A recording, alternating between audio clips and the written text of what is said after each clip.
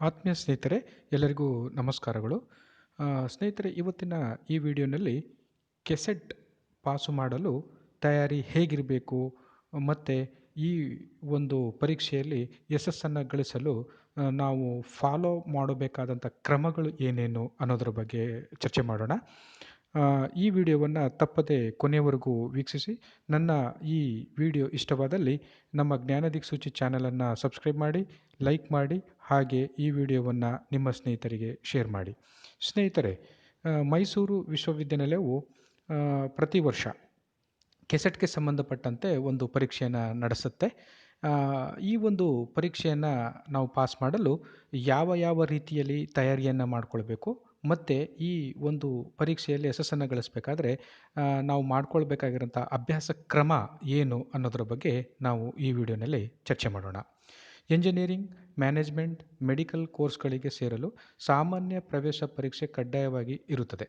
ಹಾಗೆಯೇ ಕರ್ನಾಟಕದ ವಿಶ್ವವಿದ್ಯಾನಿಲಯಗಳ ಅಧೀನ ಕಾಲೇಜುಗಳಲ್ಲಿ ಬೋಧಕ ಹುದ್ದೆಗಳ ಭರ್ತಿಗೆ ಸರ್ಕಾರ ಅಧಿಸೂಚನೆ ಹೊರಡಿಸಿದಾಗ ಅರ್ಜಿ ಸಲ್ಲಿಸಲು ಕರ್ನಾಟಕ ರಾಜ್ಯ ಉಪನ್ಯಾಸಕರ ಅರ್ಹತಾ ಪರೀಕ್ಷೆ ಪಾಸ್ ಮಾಡಿರಲೇಬೇಕು.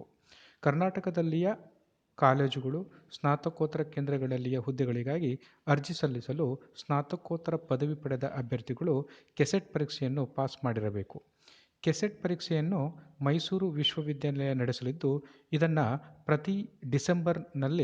ಪ್ರತಿ ವರ್ಷ ಡಿಸೆಂಬರ್ನಲ್ಲಿ ಪರೀಕ್ಷೆಗಳನ್ನು ನಡೆಸಲಾಗುವಂಥದ್ದು. ಈ ಒಂದು ಪರೀಕ್ಷೆಯನ್ನು ತೆಗೆದುಕೊಂಡು ಅಭ್ಯರ್ಥಿಗಳು ಪರೀಕ್ಷೆಯನ್ನು ಬರೆಯಬಹುದು. ಕೆಸೆಟ್ ಪರೀಕ್ಷೆಯಲ್ಲಿ ಈ ಹಿಂದೆ 3 ಪ್ರಶ್ನೆ ಪತ್ರಿಕೆಗಳಿಗೆ ಅಭ್ಯರ್ಥಿಗಳು ಉತ್ತರಿಸಬೇಕಿತ್ತು. ಅಂದರೆ ಸುಮಾರು 2 ವರ್ಷಗಳ ಹಿಂದೆ ಈ ಈ ಒಂದು ಪರೀಕ್ಷೆಗೆ 3 ಪ್ರಶ್ನೆ ಪತ್ರಿಕೆಗಳನ್ನು ಒದಗಿಸಿಕೊಡಲಾಗ್ತಿತ್ತು. ಆದರೆ ಕಳೆದ ಬಾರಿಯಿಂದ ಅಂದರೆ ಡಿಸೆಂಬರ್ 2018 ಏನಿದೆಯೋ ಅಲ್ಲಿಂದ 2 ಪ್ರಶ್ನೆ ಪತ್ರಿಕೆಗಳು ಮಾತ್ರ ಇದ್ದು, 100 ಅಂಕಗಳ ಸಾಮಾನ್ಯ ಪ್ರಶ್ನೆ ಪತ್ರಿಕೆ ಒಂದನೇದು, ಮತ್ತು ಎರಡನೇದು 200 ಅಂಕಗಳ ವಿಷಯ ಅಂದರೆ ಸಬ್ಜೆಕ್ಟ್ ಪೇಪರ್ಗೆ ಸಂಬಂಧಪಟ್ಟಂಥ ಪತ್ರಿಕೆಗಳಿಗೆ ಅಭ್ಯರ್ಥಿಗಳು ಉತ್ತರಿಸಬೇಕಾಗಿರುವಂಥದ್ದು. ಹಾಗಾದರೆ ಕೆಸೆಟ್ ಪರೀಕ್ಷೆ ತಯಾರಿಗೆ ಈ ಕೆಳಗಿನ ಹಂತಗಳನ್ನು ಅನುಸರಿಸಿದ್ದೇ ಆದರೆ, ಅಂದರೆ ನಾನು ಇನ್ನು ಮುಂದೆ ಹೇಳುವಂತಹ ಒಂದು ಹಂತಗಳನ್ನು ಅನುಸರಿಸಿದ್ದಾದರೆ ನಾವು ಖಂಡಿತವಾಗಿ ಕೆಸೆಟ್ ಪರೀಕ್ಷೆಯಲ್ಲಿ ಯಶಸ್ಸನ್ನು ಗಳಿಸ್ಬೋದು ಅನ್ನೋದು ಒಂದು. ಮೊದಲನೇದಾಗಿ ಈ ಒಂದು ಪರೀಕ್ಷೆಗೆ ಅಂದರೆ ಕರ್ನಾಟಕ ಸ್ಟೇಟ್ ಎಲಿಜಿಬಿಲಿಟಿ ಟೆಸ್ಟ್ ಅಂತ ಏನಿದೆಯೋ ಈ ಪರೀಕ್ಷೆಗೆ ಕನಿಷ್ಠ ಅಂದರೂ ಕೂಡ 4 ತಿಂಗಳ ತಯಾರಿ ಅಗತ್ಯ. ಅಂದರೆ ಕೆಸೆಟ್ ಪರೀಕ್ಷೆಗೆ ಪ್ರತಿ ವರ್ಷ ಆಗಸ್ಟ್ ಅಥವಾ ಸೆಪ್ಟೆಂಬರ್ ತಿಂಗಳಲ್ಲಿ ಅರ್ಜಿ ಕರೆಯಲಾಗುವಂಥದ್ದು. ಇದನ್ನು ಡಿಸೆಂಬರ್ ತಿಂಗಳ ಅಂತ್ಯದಲ್ಲಿ ಅಥವಾ ಮೊದಲ ವಾರದಲ್ಲಿ ಪರೀಕ್ಷೆ ನಡೆಸುವ ಸಾಧ್ಯತೆ ಇರುವಂಥದ್ದು.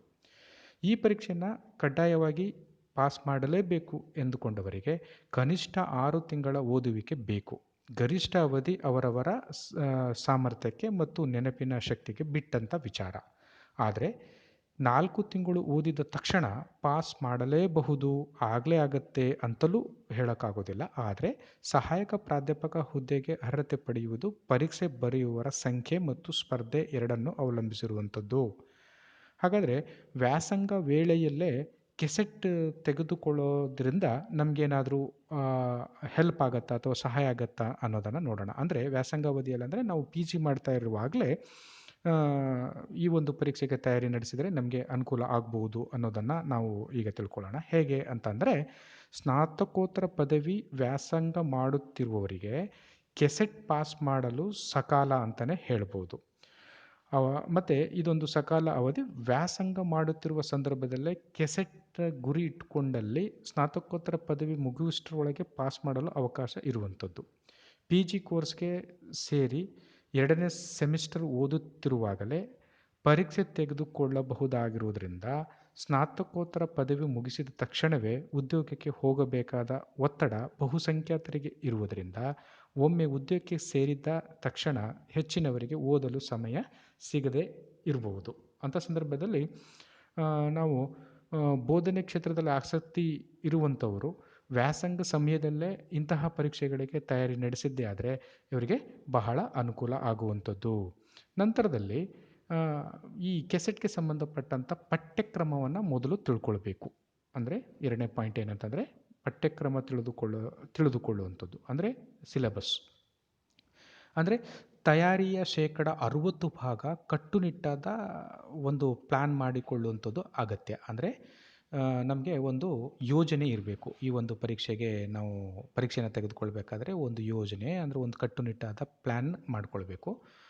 ಹೇಗೆ ಓದಲು ಆರಂಭಿಸಬೇಕು, ಎಷ್ಟು ಸಮಯ ಓದಬೇಕು, ಎಷ್ಟು ಗಂಟೆಯೊಳಗೆ ಯಾವ ವಿಷಯ ಪುಸ್ತಕಗಳನ್ನು ಓದಿ ಮುಗಿಸಬೇಕು, ಎಷ್ಟು ಪಠ್ಯಕ್ರಮವನ್ನು ಎಷ್ಟು ತಿಂಗಳ ಒಳಗೆ ಓದಿ ಮುಗಿಸಬೇಕು, ಪುನರಾವರ್ತನೆಗೆ ಎಷ್ಟು ಸಮಯ ಮೀಸಲಿಟ್ಟರೆ ಉತ್ತಮ ಎಂದು ನಿಯಮಬದ್ಧ ವೇಳಾಪಟ್ಟಿ ನಿಗದಿ ಮಾಡಿಕೊಳ್ಬೇಕು. ಇದನ್ನೇ ಕಡ್ಡಾಯವಾಗಿ ಫಾಲೋ ಮಾಡುವುದೇ ಆದರೆ ಪರೀಕ್ಷೆಗೆ ನಿಮ್ಮ ತಯಾರಿ 60% ಮುಗಿದಂತೆ ಅಂತಲೇ ತಿಳ್ಕೊಬೇಕು. ಅಂದರೆ ತಯಾರಿಯ ಮೊದಲ ಹಂತ ಪರೀಕ್ಷೆಗೆ ಓದಬೇಕಾದ ಪಠ್ಯಕ್ರಮವನ್ನು ತಿಳಿದುಕೊಳ್ಳುವುದು ಬಹಳ ಮುಖ್ಯ. ಅಂದರೆ ನೀವು ಈ ಒಂದು ಕೆಸೆಟ್ ಪರೀಕ್ಷೆಗೆ ತಯಾರಾಗಬೇಕು ಅಂದರೆ ಮೊದಲು ನೀವು ತಗೊಳ್ಬೇಕಾಗಿರುವಂಥದ್ದು ಸಿಲೆಬಸ್ ಕಾಪಿಯನ್ನು. ನಂತರದಲ್ಲಿ ಮೂರನೇ ಒಂದು ವಿಧಾನ ಏನಂತಂದರೆ ಮೊದಲ ಪತ್ರಿಕೆಗೆ ತಯಾರಿ ಮಾಡಿಕೊಳ್ಳುವುದರ ಬಗ್ಗೆ, ಅಂದರೆ ಪೇಪರ್ ಫಸ್ಟ್ ಇದೆಯಲ್ಲ ಅದನ್ನು ತಯಾರಿ ಮಾಡಿಕೊಳ್ಳೋದ್ರ ಬಗ್ಗೆ ನಾವು ಗಮನ ಹರಿಸಬೇಕಾಗತ್ತೆ. ಕೆಸೆಟ್ ಪರೀಕ್ಷೆಯಲ್ಲಿನ ಮೊದಲ ಪ್ರಶ್ನೆ ಪತ್ರಿಕೆ ಸ್ನಾತಕೋತ್ತರ ಪದವಿಯ ಎಲ್ಲ ವಿಷಯಗಳ ಅಭ್ಯರ್ಥಿಗಳಿಗೆ ಸಾಮಾನ್ಯವಾಗಿರುವಂಥದ್ದು. ಇದು ಕಾಮನ್. ಈ ಪತ್ರಿಕೆಯಲ್ಲಿ ಹೆಚ್ಚು ಅಂಕಗಳನ್ನು ಗಳಿಸಲು ಎಲ್ಲರಿಗೂ ಕೂಡ ಸಾಧ್ಯ ಆಗುವಂಥದ್ದು ಪ್ರಯತ್ನ ಪಟ್ಟರೆ. ಆದರೆ ಅಷ್ಟೇ ಹೆಚ್ಚಿನ ಅಭ್ಯಾಸ ಈ ಪತ್ರಿಕೆಗೆ ಅಗತ್ಯ. ಈ ಪತ್ರಿಕೆಯಲ್ಲಿ ಸುಲಭವಾಗಿ ಹೆಚ್ಚು ಅಂಕ ಗಳಿಸುವ ವಿಭಾಗವೆಂದರೆ ಮೆಂಟಲ್ ಎಬಿಲಿಟಿ, ಗಣಿತಕ್ಕೆ ಸಂಬಂಧಪಟ್ಟಂಥ ವಿಭಾಗ ಹಾಗೂ ಡೇಟಾ ಇಂಟರ್ಪ್ರಿಟೇಷನ್ ವಿಭಾಗಗಳು. ಇವುಗಳನ್ನು ಬಿಡಿಸುವ ವಿಧಾನ ಮತ್ತು ಶಾರ್ಟ್ಕಟ್ ತಿಳಿದುಕೊಂಡರೆ ಬಹುಬೇಗ ಉತ್ತರ ನೀಡಬಹುದು.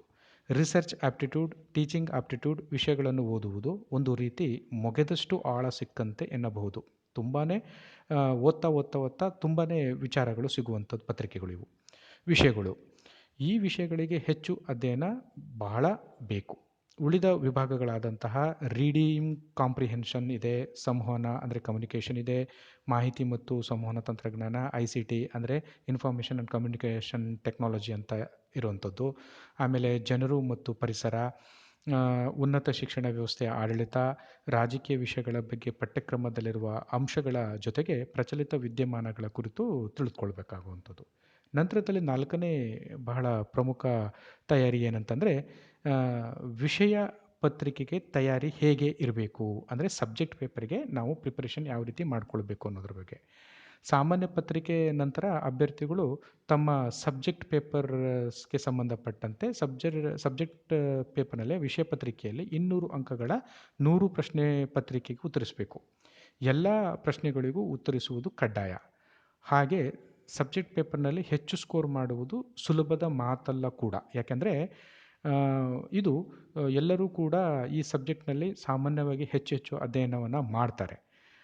ಆದ್ದರಿಂದ ಕೆಸೆಟ್ ಮತ್ತು ನೆಟ್ ಪರೀಕ್ಷೆ ಪಾಸ್ ಮಾಡಿದ ಎಲ್ಲರೂ ಏನೇ ಆದರೂ ಮೊದಲ ಪೇಪರ್ನಲ್ಲೇ ಹೆಚ್ಚು ಸ್ಕೋರ್ ಮಾಡಲು ಸಾಧ್ಯ ಎನ್ನುತ್ತಾರೆ ಎನ್ನುವಂಥ ವಿಚಾರ ಎಲ್ಲರಿಗೂ ಅನುಭವದಿಂದ ಬಂದಿರುವಂಥದ್ದು. ಈ ಪೇಪರ್ಗೆ ತಯಾರಿಗಾಗಿ ಕೇವಲ ಪಬ್ಲಿಕೇಷನ್ಗಳ ಗೈಡ್ ಅವಲಂಬಿಸದೆ ಪಠ್ಯಕ್ರಮಕ್ಕೆ ತಕ್ಕಂತೆ ಲೇಖಕರ ಪುಸ್ತಕಗಳನ್ನು ಓದುವುದು ಬಹಳ ಉತ್ತಮವಾದಂಥ ಕೆಲಸ.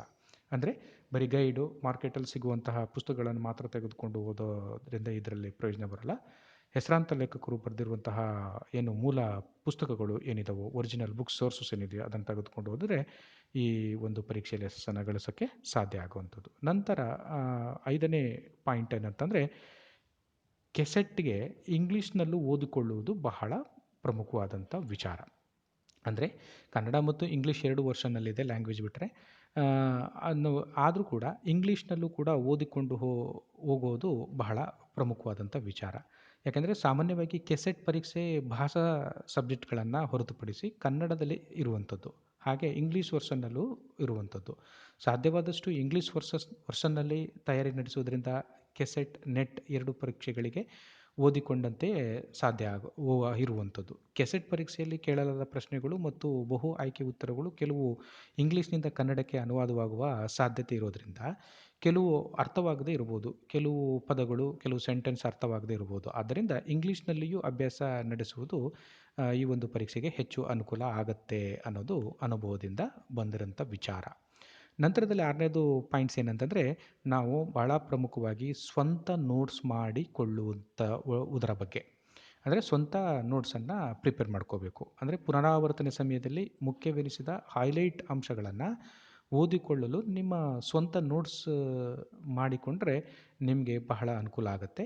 ನೀವು ರೆಫರ್ ಮಾಡಿದ ಎಲ್ಲ ಪುಸ್ತಕಗಳನ್ನು ಪುನರಾವರ್ತನೆ ಸಮಯದಲ್ಲಿ ಓದಿಕೊಳ್ಳಲು ಕಷ್ಟವಾಗಬಹುದಾದ್ರಿಂದ ಪ್ರಮುಖ ಮಾಹಿತಿಗಳನ್ನು ನೋಟ್ಸ್ ಮಾಡಿ ಇಟ್ಟುಕೊಂಡ್ರೆ ನಿಮಗೆ ಸಮಯ ಸಿಕ್ಕಿದಾಗ ಅದರ ಮೇಲೆ ಕಣ್ಣು ಹಾಯಿಸೋದ್ರಿಂದ ನಿಮಗೆ ಅದು ನೆನಪಿನಲ್ಲಿ ಉಳ್ಕೊಳ್ಳುವಂಥದ್ದು. ನಂತರದಲ್ಲಿ 7ನೇ ಪಾಯಿಂಟ್ ಏನಂತಂದರೆ, ಅಂದರೆ ಕೆಸೆಟ್ನಲ್ಲಿ ಸಕ್ಸಸ್ ಆಗಲು ನಾವು ಈ ಕ್ರಮಗಳನ್ನು, ಅಂದರೆ ಯಾವ ಕ್ರಮಗಳನ್ನು ಅನುಸರಿಸಿದ್ರೆ ನಮಗೆ ಇದರಲ್ಲಿ ಯಶಸ್ಸನ್ನು ಗಳಿಸಬೇಕು ಎಂಬ ವಿಚಾರವನ್ನು ನಾವು ಚರ್ಚೆ ಮಾಡ್ತಾ ಇದ್ದೀವಿ. ಅದರಲ್ಲಿ 7ನೇ ಅಂಶ ಏನಂತಂದರೆ, ಹಿಂದಿನ ವರ್ಷದ ಪ್ರಶ್ನೆ ಪತ್ರಿಕೆಗಳನ್ನು ಬಿಡಿಸುವಂಥದ್ರ ಬಗ್ಗೆ. ಅಂದರೆ ಓಲ್ಡ್ ಕ್ವಶನ್ ಪೇಪರ್ ಏನಿರುತ್ತೋ ಅದನ್ನು ತೆಗೆದುಕೊಂಡು ನಾವು ಅದನ್ನು ಬಿಡಿಸೋದಾದರೆ ನಮಗೆ ಈ ಒಂದು ಪರೀಕ್ಷೆಗೆ ಯಾವ ರೀತಿಯ ಪ್ರಶ್ನೆಗಳು ಬರಬಹುದು ಎಂಬ ಒಂದು ಗೆಸ್ ಮಾಡಬಹುದು. ಮೈಸೂರು ವಿಶ್ವವಿದ್ಯಾನಿಲಯ ಕರ್ನಾಟಕ ರಾಜ್ಯ ಉಪನ್ಯಾಸಕರ ಅರ್ಹತಾ ಪರೀಕ್ಷೆಯನ್ನು ನಡೆಸುವಂಥ ಒಂದು ನೋಡಲ್ ಏಜೆನ್ಸಿ ಆಗಿದೆ. ಮೈಸೂರು ವಿವಿಯ ಅಧಿಕೃತ ವೆಬ್ಸೈಟ್ನಲ್ಲಿ ಕೆಸೆಟ್ ವಿಭಾಗ ಒಂದಿದೆ ಸೆಕ್ಷನ್ನು. ಅದರಲ್ಲಿ ಅಂದರೆ ವೆಬ್ಸೈಟ್ ವಿಳಾಸ http://keset.uni.mysore.ac.in ಭೇಟಿ ಕೊಟ್ಟರೆ ಅದರಲ್ಲಿ ಓಪನ್ ಆದ ಪೇಜ್ನಲ್ಲಿ ಸ್ಟಡಿ ಇನ್ಫೋ ಅಂತ ಒಂದು ಮೆನು ಇರುತ್ತೆ. ಸ್ಟಡಿ ಇನ್ಫೋ ಸೆಕ್ಷನ್ಗೆ ಕ್ಲಿಕ್ ಮಾಡಿದರೆ ಅಭ್ಯರ್ಥಿಗಳು 6 ವರ್ಷಗಳ ಹಿಂದಿನ ಪ್ರಶ್ನೆ ಪತ್ರಿಕೆಗಳನ್ನು ಡೌನ್ಲೋಡ್ ಮಾಡಿಕೊಳ್ಬಹುದು. ಹಿಂದಿನ ವರ್ಷದ ಎಲ್ಲ ಪತ್ರಿಕೆಗಳನ್ನು ಬಿಡಿಸುವುದರಿಂದ ಪ್ರಶ್ನೆ ಪತ್ರಿಕೆ ಬಗ್ಗೆ ಐಡಿಯಾ ಬರುತ್ತೆ. ಅಂದರೆ ಹೇಗೆ ಯಾವ್ಯಾವ ರೀತಿಯ ಪ್ರಶ್ನೆಗಳು ಬರ್ಬೋದು ಎಂಬ ಐಡಿಯಾ ಬರುತ್ತೆ. ಅಲ್ಲದೆ ಸಿದ್ಧತೆ ಹೇಗೆ ನಡೆಸಬೇಕು ಎಂಬುದು ಕೂಡ ಇದರಿಂದ ತಿಳ್ಕೊಳ್ಬಹುದು. ಆಮೇಲೆ 8ನೇ ಅಂಶ ಏನಂತಂದರೆ, ಪುನರಾವರ್ತನೆಗೆ ಪ್ರಾಮುಖ್ಯತೆ ನೀಡುವಂಥದ್ದು. ಅಂದರೆ ರಿವಿಷನ್ ಮಾಡುವಂಥದ್ದನ್ನು ಮಾಡಬೇಕು. ನೀವು ಅಂದುಕೊಂಡಷ್ಟು ಪಠ್ಯಕ್ರಮ ಓದಿ ಮುಗಿಸಿಲ್ಲ ಎಂದು ಪರೀಕ್ಷೆ ದಿನ ಹತ್ತಿರ ಬರುವವರೆಗೂ ಅದನ್ನೇ ಓದುತ್ತಾ ಕೂತ್ಕೊಳ್ಬಾರ್ದು. ಪರೀಕ್ಷೆ ಇನ್ನೂ 2 ತಿಂಗಳು ಅಥವಾ 45 ದಿನಗಳು ಇರುವಾಗಲೇ ನೀವು ಓದಿದಷ್ಟು ತಲೆಯಲ್ಲಿ ಉಳಿಯಬೇಕೆಂದರೆ ಪುನರಾವರ್ತನೆ ಅತಿ ಮುಖ್ಯವಾದಂಥದ್ದು. ಇದನ್ನು ಪರಿಗಣಿಸದಿದ್ದಲ್ಲಿ ನೀವು ಓದಿದಷ್ಟು ಸಹ ಪರೀಕ್ಷೆಯಲ್ಲಿ ನೆನಪಿಗೆ ಬರುವುದು ಬಹಳ ಕಷ್ಟವಾದಂಥದ್ದು. ಆದ್ದರಿಂದ ನೀವು ರಿವಿಷನ್ ಮಾಡೋದನ್ನು ನೀವು ಮುಂಚಿತವಾಗಿಯೇ, ಅಂದರೆ 1 ವಾರ ತಿಂಗಳು 2 ತಿಂಗಳು ಇರುವಾಗಲೇ ನೀವು ರಿವಿಷನ್ ಮಾಡಬೇಕು.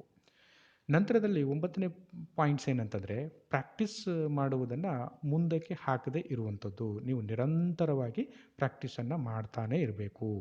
ಅಂದರೆ ಮೊದಲ ಪೇಪರ್ನಲ್ಲಿ ಸರಳವಾಗಿ ಸ್ಕೋರ್ ಮಾಡಬಹುದು, ಆದರೆ ಹೆಚ್ಚು ಅಭ್ಯಾಸ ಇದಕ್ಕೆ ಬೇಕಾಗಿರುವಂಥದ್ದು. ವಿಷಯ ಪತ್ರಿಕೆಗಳಲ್ಲಿ, ಅಂದರೆ ಸಬ್ಜೆಕ್ಟ್ ಪೇಪರ್ನಲ್ಲಿ ಹೆಚ್ಚು ಅಭ್ಯಾಸ ಮಾಡುವ ಅಗತ್ಯ ಕೆಲವು ಅಭ್ಯರ್ಥಿಗಳಿಗೆ ಇರುವಂಥದ್ದು. ಉದಾಹರಣೆಗೆ ಅರ್ಥಶಾಸ್ತ್ರ, ಕಲಾ ವಿಭಾಗದ ಬಹುಸಂಖ್ಯಾತ ವಿಷಯಗಳು ಹೆಚ್ಚು ಪ್ರಾಕ್ಟೀಸ್ ಮಾಡುವ ಅಂಶಗಳನ್ನು ಹೊಂದಿಲ್ಲ.